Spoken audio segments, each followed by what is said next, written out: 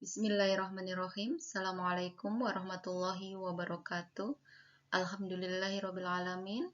Pada hari ini, saya mempunyai kesempatan untuk mempresentasikan proposal penelitian tindakan kelas atau biasa disebut dengan PTK, yang berjudul Efektivitas Pembelajaran Berbasis Daring e-Learning selama Pandemi COVID-19, Mata Pelajaran Pendidikan Agama Islam dan Budi Pekerti pada kelas 12 Farmasi di SMKS Terpadu Putra Jaya Batam.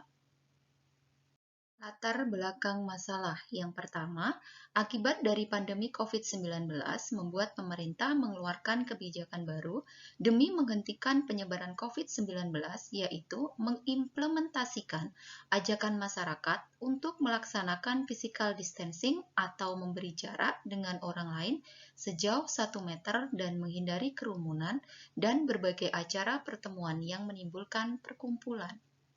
Yang kedua, pemerintah menerapkan kebijakan untuk di rumah saja, seperti kerja di rumah atau work from home atau WFH, dan kegiatan apapun yang berhubungan dengan perkumpulan atau pertemuan ditiadakan dan diganti dengan media online. Kemendikbud 2020 mengeluarkan surat edaran tentang pembelajaran secara daring dan bekerja dari rumah dalam rangka penyebaran COVID-19.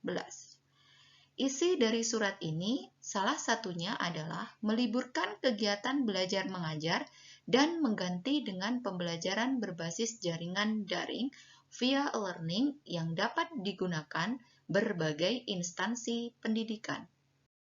Latar belakang masalah yang selanjutnya adalah pada kondisi seperti ini, semua guru atau tenaga pendidik diharuskan untuk mengganti pembelajaran menggunakan e-learning atau melalui media online. Berbagai platform digunakan untuk melakukan pengajaran sehingga perlu didukung dengan fasilitas pembelajaran yang baik dan pemanfaatan teknologi informasi. Seluruh siswa diwajibkan untuk menggunakan alat komunikasi seperti handphone dengan bijak untuk mendukung proses pembelajaran. Pembelajaran daring dengan tatap muka melalui aplikasi menjadi hal yang paling menguntungkan guna memutus penyebaran COVID-19 serta menjaga kesehatan, keselamatan jiwa guru dan siswa dari terpaparnya virus tersebut. Situasi pandemi COVID-19 seperti ini, pembelajaran daring diatur melalui Surat Edaran Kemdikbud mengenai pelaksanaan pendidikan dalam masa darurat COVID-19. Terdapat kebijakan yaitu pembelajaran daring guna memberikan sebuah pengalaman belajar yang sangat bermakna, tidak menjadi beban dalam menyelesaikan semua kurikulum untuk kelulusan. Pembelajaran dititik beratkan pada pengembangan kecakapan hidup, yaitu tentang pandemi COVID-19 dan pembelajaran tugas dapat divariasi antar siswa. Mengikuti bakat dan minat serta keadaan masing-masing, termasuk meninjau kembali kesenjangan fasilitas belajar yang dimiliki di rumah. Alasan pemilihan media belajar e-learning di SMKS Terpadu Putra Jaya Batam. Yang pertama, pembelajaran diharapkan akan lebih kondusif. Kemudian yang kedua, proses belajar. Yang ketiga, minat siswa. Dan yang keempat, hasil belajar siswa diharapkan tinggi. Konsep pendidikan agama Islam dan budi pekerti. Pelajaran Islam atau pendidikan Islam yang pertama sebuah ilmu, kemudian mencapai tujuan pendidikan, hasilnya fitrah manusia, adanya pendidik, kemudian adanya peserta didik, kemudian alat pendidikan, lingkungan pendidikan yang mendukung, dan pendidikan termasuk seumur hidup. Dalam media e-learning pembelajaran pendidikan agama Islam diharapkan siswa mempunyai kemandirian dalam hal belajar. Kemudian, siswa memiliki kreativitas mempelajari ilmu pengetahuan. Kemudian yang ketiga, kognitif siswa mudah tercapai. Dan yang terakhir, siswa dapat mengamalkan hasil belajar yang sudah diberikan oleh guru. Untuk rumusan masalah, efektivitaskah pembelajaran berbasis daring e-learning selama pandemi COVID-19 pada mata pelajaran pendidikan agama Islam dan budi pekerti kelas 12 Farmasi di SMKS Terpadu Putra Jaya Batam? Untuk tujuan penelitian ini adalah untuk mengetahui efektivitas pembelajaran berbasis daring e-learning selama pandemi COVID-19 pada mata pelajaran Pendidikan Agama Islam dan Budi Pekerti kelas 12 di SMKS Terpadu Putra Jaya Batam. Manfaat penelitian ini yang pertama, peneliti. Sebagai referensi, peneliti mengetahui kendala-kendala siswa untuk dikembangkan dalam menggunakan metode mengajar. Manfaat bagi guru adalah bahan evaluasi dan masukan guru dalam proses belajar mengajar sehingga dapat meningkatkan hasil belajar. Manfaat bagi pendidikan adalah menjadi referensi sejauh mana keefektifan pembelajaran daring yang berhubungan dengan tuntutan abad 21. Manfaat peneliti lain adalah sebagai bahan referensi mengenai kondisi pendidikan pada pandemi COVID-19 untuk dilanjutkan penelitian selanjutnya. Untuk batasan masalah dari segi subjek, siswa kelas 12 Farmasi SMKS Terpadu Putra Jaya Batam tahun pelajaran 2001-2022 berjumlah 45 siswa. Untuk objek, efektivitas pembelajaran berbasis daring e-learning selama pandemi COVID-19. Untuk parameternya, yang pertama adalah hasil materi pelajaran Pendidikan Agama Islam dan Budi Pekerti siswa kelas 12 Farmasi sebelum era pandemi COVID-19 dan setelah era pandemi COVID-19 berdasarkan nilai rata-rata. Yang kedua, hasil wawancara guru mengenai pembelajaran daring berupa Google Formulir.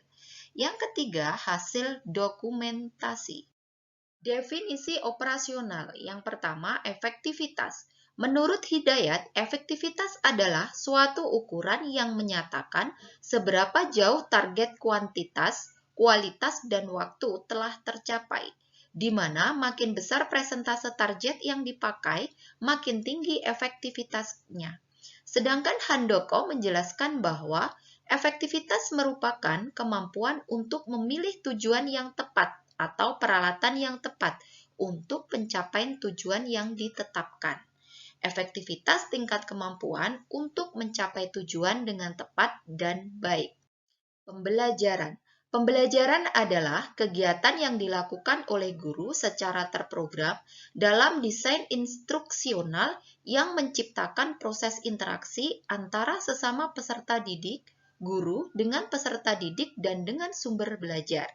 Pembelajaran bertujuan untuk menciptakan perubahan secara terus-menerus dalam perilaku dan pemikiran siswa pada suatu lingkungan belajar. Sebuah proses pembelajaran tidak terlepas dari kegiatan belajar mengajar. Belajar menurut Nanas Sujana adalah suatu proses yang ditandai dengan adanya perubahan pada diri seseorang. Sedangkan belajar menurut Morgan dalam Agus Supriyono adalah perubahan perilaku yang bersifat permanen sebagai hasil dari pengalaman. Salah satu pertanda bahwa seseorang telah belajar sesuatu adalah adanya perubahan tingkah laku dalam dirinya. Perubahan tingkah laku tersebut menyangkut baik perubahan yang bersifat pengetahuan atau kognitif, keterampilan atau psikomotor, maupun yang menyangkut nilai dan sikap atau afektif. Belajar tidak hanya meliputi mata pelajaran, tetapi juga penguasaan, kebiasaan, persepsi, kesenangan, kompetensi, penyesuaian sosial, bermacam-macam keterampilan, dan cita-cita. Yang ketiga, e-learning atau daring. Menurut Koran 2002, e-learning sebagai sembarang pengajaran dan pembelajaran yang menggunakan rangkaian elektronik, LAN, WAN, atau internet untuk menyampaikan isi pembelajaran, interaksi, atau bimbingan. Sedangkan menurut Hartley 2001 menjelaskan bahwa e-learning merupakan suatu jenis belajar mengajar yang memungkinkan tersampaikannya bahan ajar ke siswa dengan menggunakan media internet, intranet, atau media jaringan komputer lain. Rosenberg 2001 menekankan bahwa e-learning merujuk pada penggunaan teknologi internet untuk mengirimkan serangkaian solusi yang dapat meningkatkan pengetahuan dan keterampilan. Pandemi COVID-19 Menurut World Health Organization atau WHO, menetapkan tentang virus corona atau yang biasa disebut dengan COVID-19 yang menjadi pandemi karena virus ini telah menyebar ke berbagai negara, bahkan sudah mendunia. WHO mengartikan pandemi sebagai suatu kondisi populasi pada dunia dan berpotensi menjadikan jatuh dan sakit. Pandemi sendiri adalah wabah yang berjangkit secara bersamaan, di mana-mana yang menyebar luas. Pandemi COVID-19 ini juga berdampak dari berbagai sektor kehidupan seperti ekonomi, sosial, dan juga pendidikan. Organisasi pendidikan, keilmuan, dan kebudayaan, Perserikatan Bangsa-Bangsa atau United Educational, Scientific, and Cultural Organization atau UNESCO pada hari Kamis 5 Maret 2020 menyatakan bahwa wabah COVID-19 ini telah berdampak pada dunia pendidikan. Kerangka pemikiran dari gejala penemuan masalah, adanya pandemi COVID-19 yang menimbulkan kondisi tidak mendukungnya pembelajaran di sekolah sehingga pembelajaran dilakukan secara online. Kemudian adanya tindakan untuk mengatasi masalah tersebut, yaitu guru menggunakan e-learning dalam proses kegiatan belajar mengajar yang dilakukan secara daring. Dari hasil yang diharapkan adalah dengan penggunaan e-learning dalam proses pembelajaran diharapkan mampu mempermudah siswa untuk tetap melaksanakan proses pembelajaran dan mampu mencapai tujuan pembelajaran yang diharapkan. Langkah-langkah penelitian. Yang pertama, menentukan lokasi penelitian. Lokasi penelitian merupakan objek penelitian di mana kegiatan penelitian dilakukan. Penentuan lokasi penelitian dimaksudkan untuk mempermudah atau memperjelas lokasi yang menjadi sasaran dalam penelitian. Penelitian ini dilaksanakan di SMKS Terpadu Putrajaya Batam pada bulan Agustus sampai Oktober semester ganjil tahun pelajaran 2021-2022. Untuk sumber data, ada data primer dan data sekunder. Data primer yaitu jenis dan sumber data penelitian yang diperoleh secara langsung dari sumber pertama atau tidak melalui perantara, baik individu maupun kelompok, yaitu melalui survei dan observasi. Untuk yang kedua, melalui data sekunder, merupakan sumber data suatu penelitian yang diperoleh peneliti secara tidak langsung, melalui media perantara, diperoleh atau dicatat oleh pihak lain. Menentukan jenis data. Yang pertama, data kuantitatif merupakan data atau informasi yang didapatkan dalam bentuk angka. Dalam bentuk angka ini, maka data kuantitatif dapat diproses menggunakan rumus matematika atau dapat juga dianalisis dengan sistem statistik. Data kualitatif merupakan data yang berbentuk kata-kata atau verbal. Cara memperoleh data kualitatif dapat dilakukan melalui wawancara. Sedangkan yang keempat adalah menentukan metode dan desain penelitian. Yang pertama dari sumber masalah, kemudian dirumuskan masalah, kemudian konsep dan teori yang relevan, kemudian pengajuan hipotesis, metode penelitian, penyusunan instrumen penelitian, ada 3, ada populasi dan sampel, kemudian pengembangan dan pengujian instrumen, kemudian ada analisis data. Yang terakhir adalah kesimpulan penelitian. Menentukan instrumen penelitian, penyusunan instrumen penelitian. Instrumen pada penelitian ini berbentuk kuesioner atau angket. Sebelum instrumen digunakan, peneliti melakukan uji validitas dan reliabilitasnya untuk mengukur sejauh mana konsistensi alat ukur yang digunakan. Selanjutnya, melakukan penelitian untuk memperoleh data dengan penyebaran kuesioner atau angket.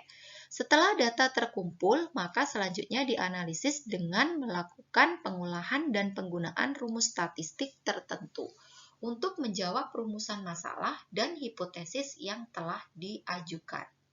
Langkah penelitian yang keenam adalah analisis instrumen penelitian. Instrumen penelitian yang pertama adalah menetapkan variabel. menetapkan sebuah objek dalam penelitian yang memiliki ciri khusus serta memungkinkan untuk diobservasi dan diukur. Yang kedua, membuat definisi operasional variabel, menjelaskan definisi dari kata-kata kunci yang terdapat dalam judul penelitian agar diperoleh kesamaan pengertian dan komunikasi ilmiah tanpa menimbulkan bias dan salah pengertian.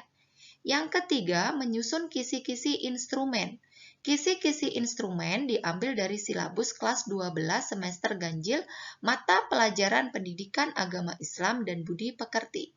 Kisi-kisi tes dibuat bentuk kolom sesuai metode Garpu supaya runtut.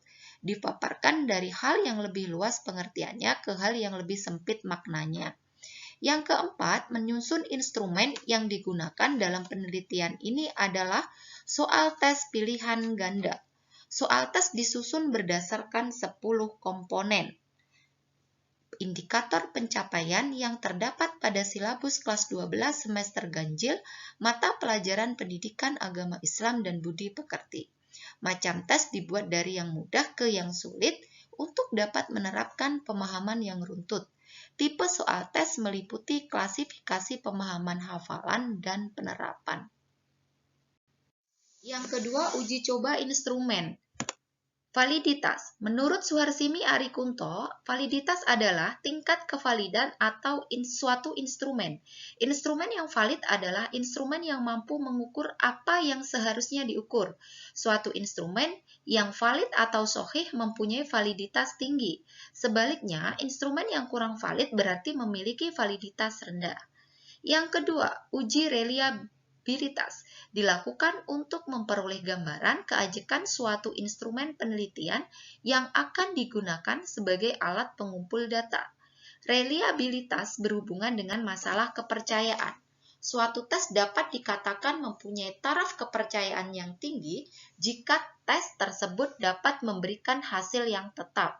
Seandainya terjadi perubahan hasil, perubahan itu dapat dikatakan tidak berarti. Reliabilitas instrumen yang digunakan dalam penelitian ini dengan menghitung koefisien Cronbach berdasarkan data kelas uji coba. Langkah yang ketujuh adalah teknik pengumpulan data, wawancara, yaitu proses memperoleh keterangan untuk tujuan penelitian dengan cara tanya jawab sambil bertatap muka antara pewawancara dan informan atau orang yang diwawancarai, dengan atau tanpa menggunakan pedoman wawancara.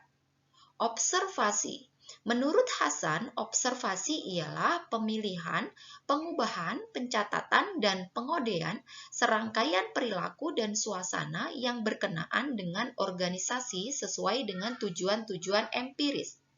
Yang ketiga, melalui dokumentasi.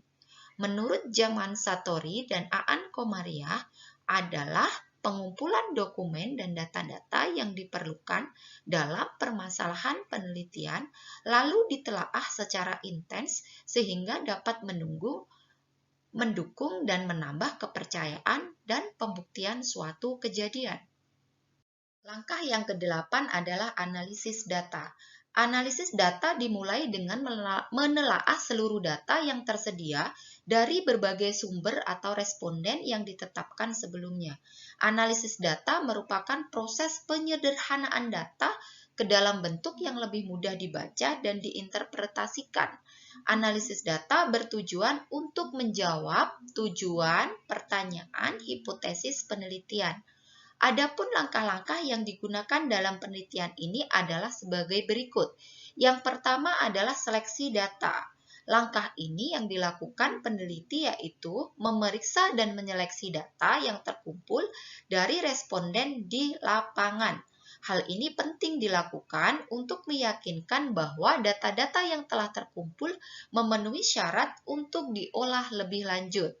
Yang kedua, klasifikasi data.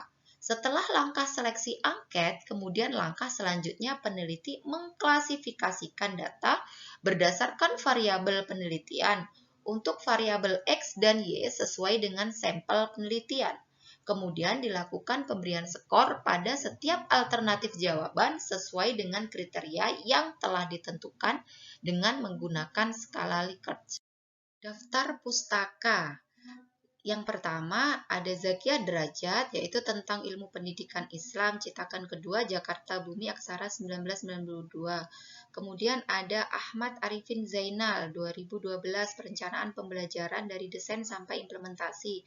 Kemudian ada Anwar Hasful dan Hendra Harmi, perencanaan sistem pembelajaran kurikulum tingkat satuan pendidikan. Kemudian ada Arikunto Suharsimi, yaitu tentang prosedur penelitian suatu pendekatan praktek edisi 4 Jakarta Rinika Cipta. Kemudian Arikunto Suharsimi 2010, prosedur penelitian suatu pendekatan praktek edisi revisi 2020. Kemudian Darmadi Hamid 2011, metode penelitian pendidikan Pontianak Alfa Beta Daryanto 2010 tentang media pembelajaran, peranannya sangat penting dalam mencapai tujuan pembelajaran, Yogyakarta Gava Media. Kemudian ada Dimyati dan Mujiono 2006 tentang belajar dan pembelajaran, Jakarta PT Rinika Cipta. Terima kasih. Demikianlah presentasi dari saya. Ada kurang lebihnya mohon maaf, perlu kiranya saran dan evaluasi dari Bapak dosen ataupun dari teman-teman semuanya, Bapak Ibu guru semuanya dari proposal penelitian tindakan kelas atau PTK saya. Terima kasih atas perhatian semuanya. Saya tutup. Wassalamualaikum warahmatullahi wabarakatuh.